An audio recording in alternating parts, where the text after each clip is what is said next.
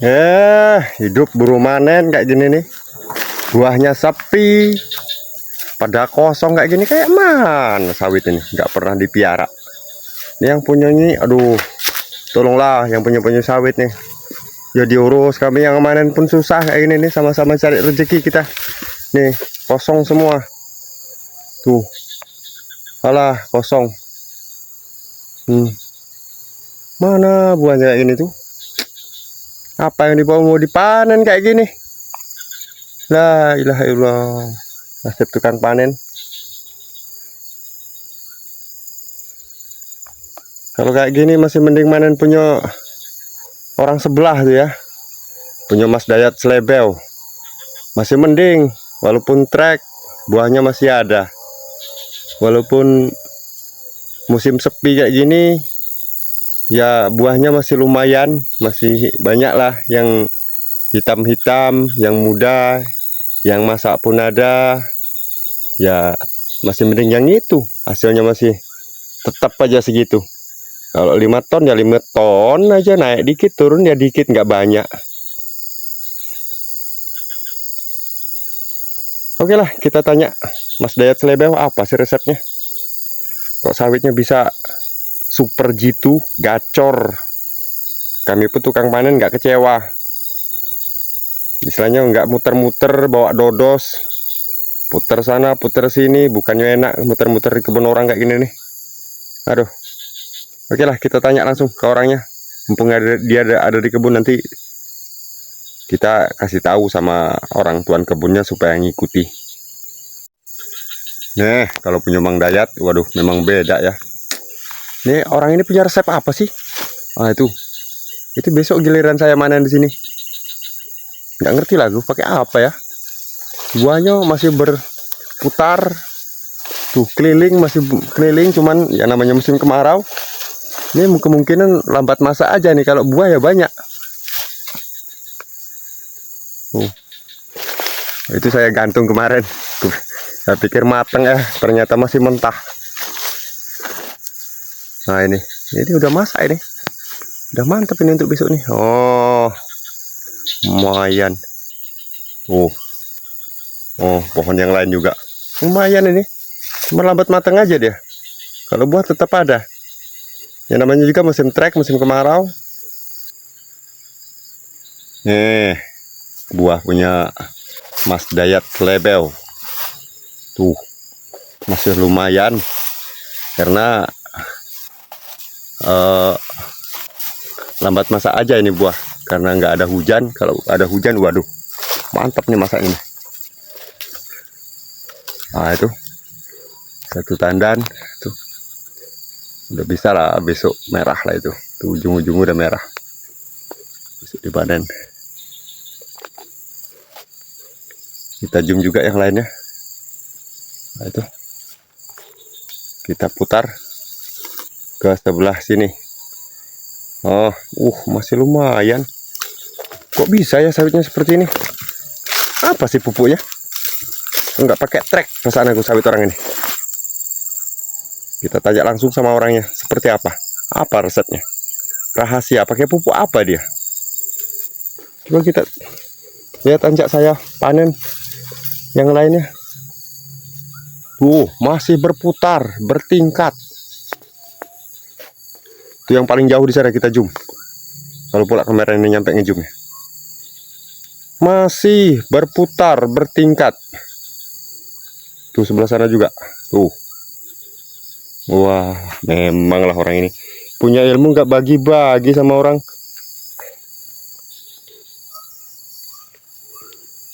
Tuh di sana orangnya tuh. Di sana lur, di sana.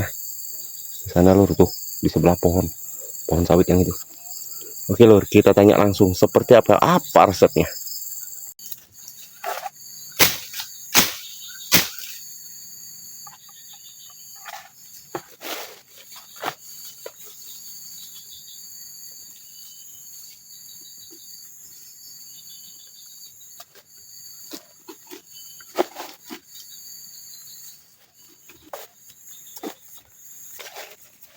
Kenapa? Oh, masalah buah. Oh ya, ya. Ini saya kasih tahu untuk teman-teman tetangga sebelah dan yang lainnya. Assalamualaikum warahmatullahi wabarakatuh, teman-teman. Salam sehat dari saya, petani Indonesia. Teman-teman, mengenai sawit trek ini menurut saya karena di beberapa faktor sawitnya sepi, itu juga karena beberapa faktor sawitnya kosong di pohon, itu juga karena faktor-faktor tertentu. Yang pertama kemungkinan proses dari pemupukan, yang kedua kurang tepatnya pemupukan, yang selanjutnya kurang efektif dalam pemupukan. Nah teman-teman, di zaman sekarang perlu diketahui teman-teman ya, merek-merek pupuk, ini merek-merek pupuk yang mereknya semakin maju modern, zaman itu semakin canggih untuk mereknya teman-teman ya. Ada yang mereknya gacor, ada yang mereknya mantap, ada yang mereknya super jitu, ada yang mereknya lagi jos gandos. Nah ini berbagai macam merek di dunia perdagangan perpupukan Indonesia ya teman-teman ya. Nah namun saya untuk pupuk kelapa sawit saya ini dari mulai tanam sampai sekarang saya masih mengandalkan pupuk ya, menurut pengalaman saya dan saya terapkan langsung, ini terbukti sangat mampu mengatasi sawit trek ya teman-teman ya. Nah seperti apa cara saya menggunakan pupuk rahasia saya ya, baru kali ini saya memperkenalkan pupuknya. Namun ya mohon maaf teman-teman ya, ini cara saya. Nah kemungkinan cara teman-teman pun berbeda karena lain orang, lain cara, lain ibarat pepatah, lain lubuk, lain ikan, lain ilalang pun lain belalang ya teman-teman ya. Nah seperti itu. Jadi ini tukang panen saya tadi bertanya, katanya pakai pupuk apa sih mas, katanya kok sawitnya seperti nggak pernah trek. Aduh, terus yang masak ada, terus yang masak ada, terus yang bisa dipanen katanya tiap putaran panen. Jadi tukang panen pun nggak pernah kecewa kalau manen di kebun saya. Nah teman-teman, maka dari itu jangan lupa menekan tombol subscribe-nya serta like, tentunya layangkan juga komentar untuk perbaikan konten-konten kami yang ke depan.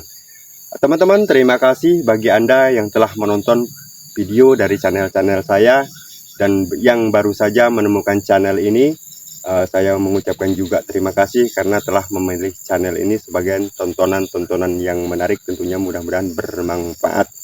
Teman-teman, tak lupa juga saya mendoakan mudah-mudahan kita semua selalu dipanjangkan umur, dimurahkan rezeki, dan selalu dibukakan pintu-pintu rezeki dari berbagai penjuru oleh Allah Subhanahu wa Ta'ala, Tuhan semesta alam. Amin amin ya Allah ya Rabbal alamin. Teman-teman, baiklah langsung saja ke video realnya. Intinya saya menanggulangi sawit trek, yaitu bukan di saat trek langsung ditanggulangi, itu enggak bisa ya teman-teman ya, karena kita harus tahu pupuk itu perlu, penyerapan pupuk itu perlu waktu yang agak lama, yaitu kurang lebih 6 bulan baru reaksi ke posisi buah ya teman-teman ya, ke posisi buahnya. Nah teman-teman, apa sih pupuk yang dipakai saya?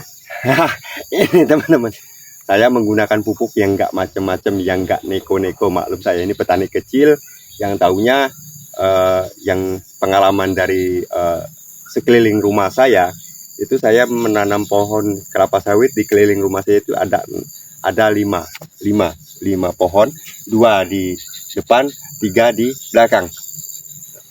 Saya dan sawit tersebut sekarang sudah tinggi, kurang lebih kalau meternya itu 12 meter. Saya belajar dari situ teman-teman. Saya misalnya sedikit banyak mempelajarinya. Saya tidak pernah memakai pupuk apa-apa, apapun itu bentuk jenis pupuk ya teman-teman. Tapi ingat, karena mengapa perlu kita ketahui, pupuk pohon sawit yang di sekitaran rumah kita itu biasanya walaupun tanpa dipupuk, walaupun tanpa dikasih makan, walaupun tanpa dikasih itu dan ini, tetap berbuah bagus, lebat, super mantap. Kalau nggak percaya, perhatikan di sekeliling rumahmu. Nah teman-teman, ini juga saya lakukan seperti halnya di depan rumah, di halaman rumah ataupun di belakang rumah saya. Caranya seperti ini. Kemungkinan teman-teman namanya rumah itu identik, apalagi kecomberan ya teman-teman, bekas cucian piring segala macam itu airnya mengalir ke seluruh wilayah lingkungan rumah kita. Nah di sini juga saya melakukannya dengan hal yang sama, cuman perlu kita ketahui cucian piring itu kandungannya teman-teman asin, garam, asin, dan juga campurannya lagi miwon ataupun micin, bumbu dapur, semuanya pun bumbu dapur. Nah saya pun melakukan dengan di pohon sawit saya, di kebun seperti ini, saya pun melakukan hal-hal yang sama, yaitu ini teman-teman ya.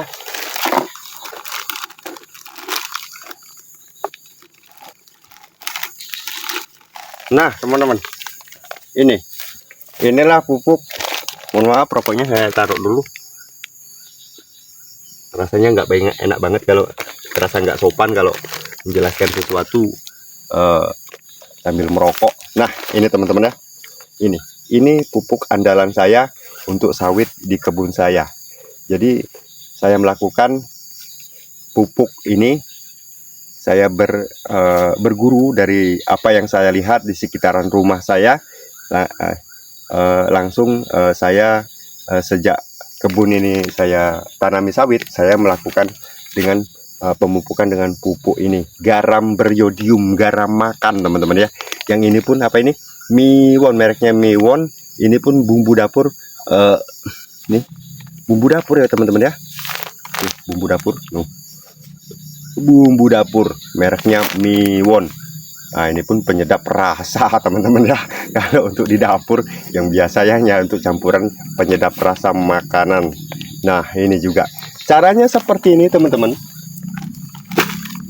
Ini bukan saya pamer, bukan saya sok menggurui, itu enggak. Mungkin urusan kebun sawit kemungkinan Andalah orangnya. Tapi ini kita belajar dari lingkungan, dari rumah sekitar kita. Itulah yang saya terapkan di kebun saya seperti ini. Nah teman-teman, langsung saja ke video realnya saya aplikasikan. Seperti apa sih cara aplikasinya?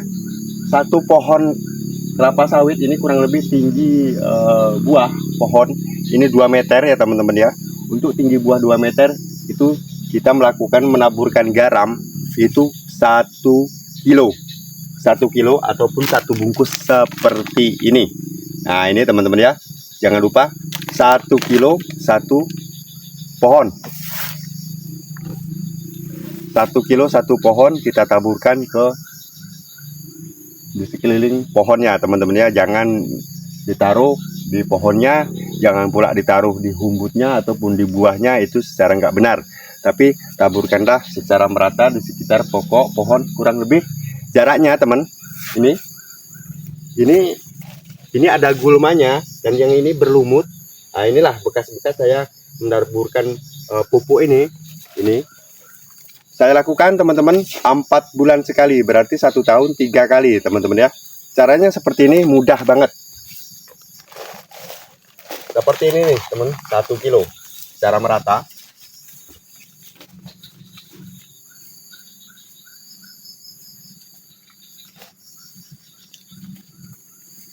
Lalu untuk miwonnya, penyedap rasanya, itu kita kasih 5 sendok makan. Ingat 4 bulan sekali kita lakukan dengan ini, 5 bulan sekali 4 sendok makan. Caranya seperti ini teman-teman ya.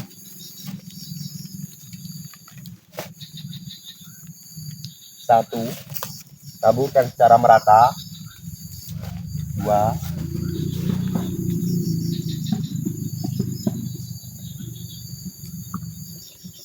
4, 5.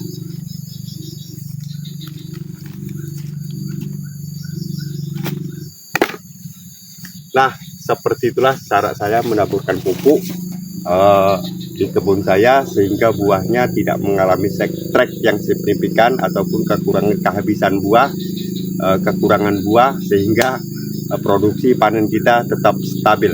Oke teman-teman, cukup sekian videonya.